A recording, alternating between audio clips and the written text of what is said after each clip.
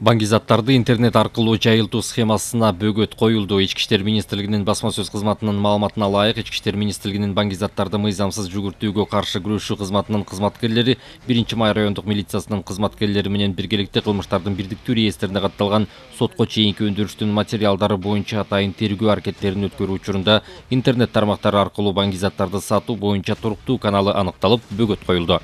Тактап айтканда, ушул жылдын 22 ноябрында болжол менен саат таңкы 5:45 чамасында Бишкек шаарынын 7-апрель көчөсүндөгү ботаникалык бакчасына жакын жайгашкан каналдын жээгинде термопакеттерге 1 граммдан салынган психотроптук затты алып жаткан учурда 30 жаштагы Сыкыр облусунун тургуну кармалып, ал барсеткасындагы 15 даана термопакеттерди өз ыктыяры менен тапшырып берген.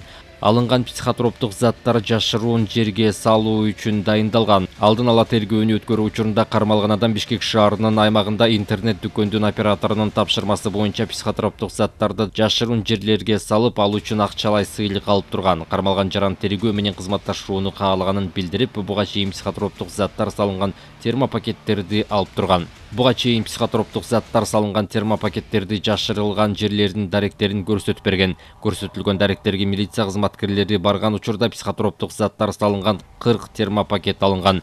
Соттук медициналык экспертизанын корутундусу боюнча алынган заттын салмагы 50 граммды түзүп, мефедрон жана альфа-ПФП заты болуп аныкталган. Азыркы учурда баңгизаттарды мыйзамсыз жүгүртүүгө каршы күрөшүү кызматынын кызматкерлери тарабынан ушул сыяктуу кылмыштарга катыштыгы бар жарандарды аныктап, кармоо боюнча атайын тергөө аракеттери жана ыкчам иликтөө иш-чаралары жүргүзүлүүдө.